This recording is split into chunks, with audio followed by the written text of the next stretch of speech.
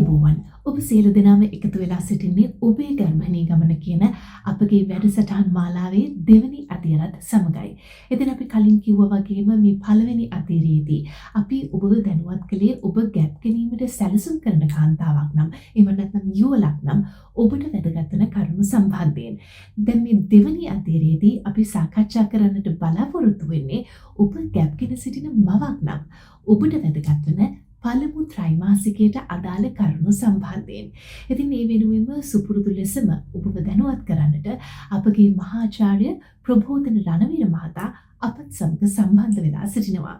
ඉතින් ඔබ දන්නවා යම්කිසි කාන්තාවක් ගැප් ගැනීමට සැලසුම් කරලා ගැප් ගත්ත කියලා කියන්නේ ඉතාමත්ම සුබදායී ආරංචියක්. නමුත් සමහර අවස්ථාවන් වලදී මෙය ඇයගේ ජීවිතයට අවදානමක් පවාගෙන දෙන තත්ත්වයක් වෙන්නත් පුළුවන්.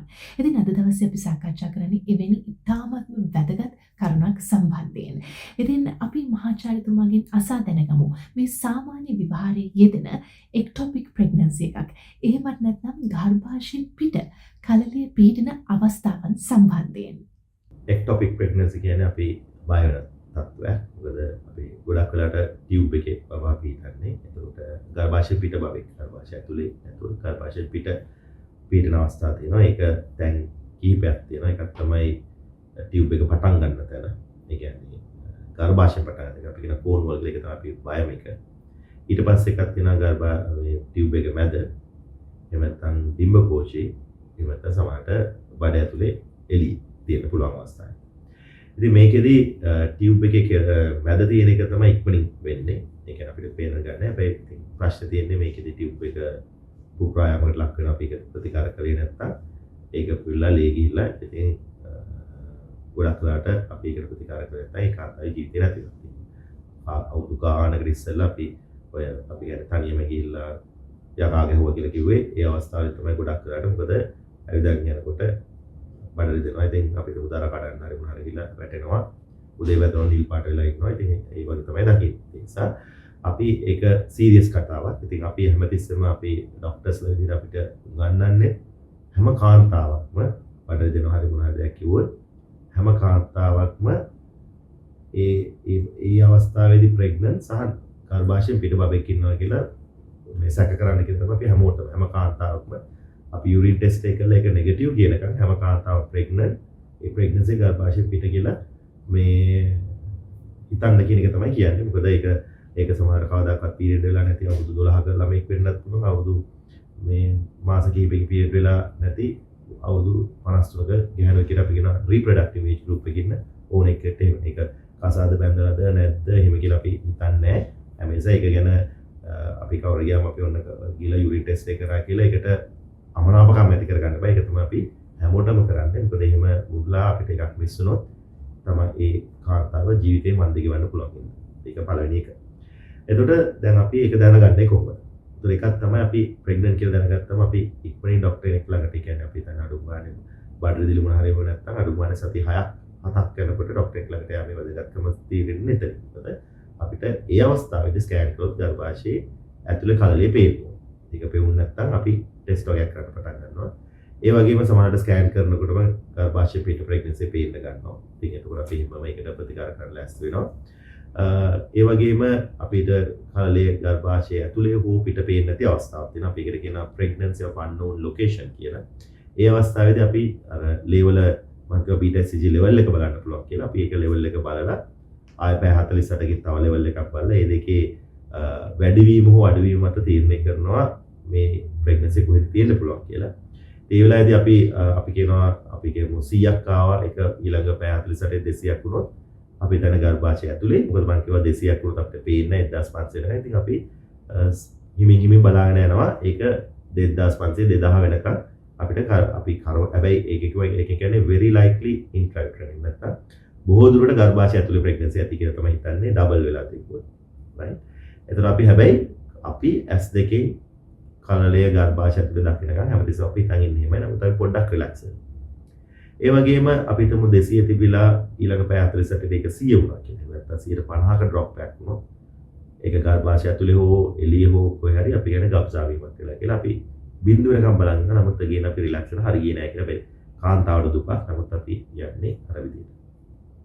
ඔය අතර අගයක් වුණොත් ඒ කියන්නේ වැඩි වෙලා තියෙන්නේ 160ට අඩුවේ. වැඩි වෙනවා නමුත් ඩබල් වෙලා නැහැ. එහෙම නැත්නම් අඩු වෙනවා නමුත් 150කින් අඩු වෙලා නැහැ.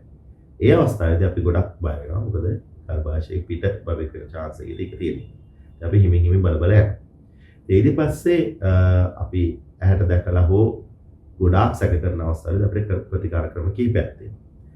අපි ගොඩක් කලාවට ඒ කියන්නේ අපි වේල පහින් ආවොත් බැලුවොත් අපි කියනවා අපි ස්ලෝලි බලන් ඉන්නවා බියට අපි විශේෂයෙන් අඩු වෙන අවස්ථාවේදී හිමින් හිමින් බල බල ඉන්නවා ඔපරේෂන් සහ බෙහෙත් නොදී බලන් ඉන්නවා. හැබැයි අපි සමහරවිට ස්පිතාල නවත්තලා ඉන්න පුළුවන් නැත්නම් ස්පිතාල ළඟ ඉන්නොත් හදිසියක් වුණොත් එන්න බලන්න.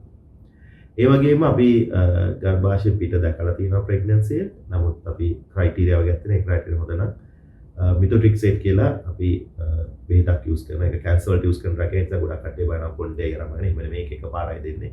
වැඩි මොහොත දෙපාරයි ඒකට කොණ්ඩේ යම නියපොතු වැඩි මුකුත් වෙන්නේ නැහැ. නමුත් ඉතින් පොඩි රිස්ක් එකක් තියෙනවා ඒත් අපිට ඔපරේෂන් එකක් කරන්න සිද්ධ වෙනවා. ඒකෙන් අපි ඔපරේෂන් එකක් වළක්ව ගන්න පුළුවන් ටියුබ් එක බේර ගන්න. සා විශේෂයෙන් එක ටියුබ් එකක් තියෙන එක්කෙනෙක් නම් හරි ඊට ඉස්සෙල්ලා ටෙක්ටොපික් එකක් වෙලා ප්‍රශ්නයක් වෙලා තියෙනවා නම් අපි ඒ ටියුබ් එක බේර ගන්න ඕන නම් ඒ ක්‍රමය පාවිච්චි කරන්න ගොඩාක් දුරට බලන්න. තුන්වෙනි එක තමයි ඔපරේෂන් කරන එක. ඉතින් ඔපරේෂන් කරන එක සාමාන්‍යයෙන් අපි කරන්නේ ඒ පැත්තේ තියෙන ටියුබ් එක වයින් කරලා දාන එක. ඒ ප්‍රෙග්නන්සි එකත් එක්කම අපි කියන සෙල්ෆ් ඉන්ජෙක්ටමි කියලා නැත්නම් ටියුබ් එක අරන් දැමීමේ සර්ජරි.